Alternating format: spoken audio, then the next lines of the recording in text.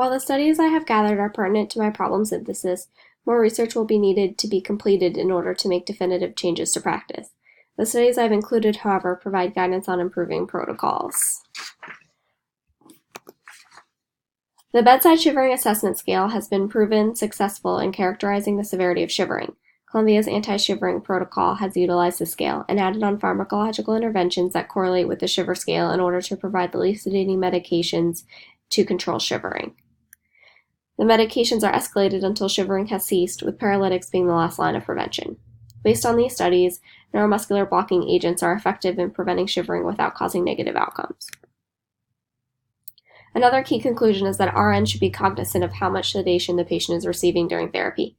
Continuous BIS monitoring should be utilized, and the BIS should remain in the recommended range of 40 to 60 in order to ensure the patient is adequately sedated without being oversedated, as oversedation has been tied to delayed wakening, impaired neuroassessment, and an increased stay in the ICU. As one study suggested, propofol narcotics are associated with earlier waking times over medication regimens with benzodiazepines, which could be taken into consideration when creating protocols.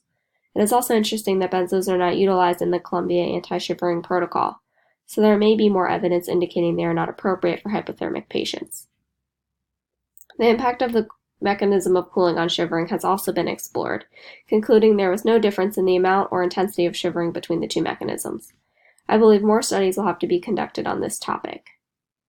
The most significant finding of my research is that despite statistically significant changes in measured variables in the studies, such as the amount of shivering, amount of sedation used, waking time, and ICU stay, there was no significant change in neurological outcome, which is the most important variable of TTM therapy. As medicine advances, it is crucial for nurses to stay up to date on the most current evidence-based practice and evaluate and adapt protocols in order to improve patient outcomes and provide high-quality care. Resources are listed here. Thank you.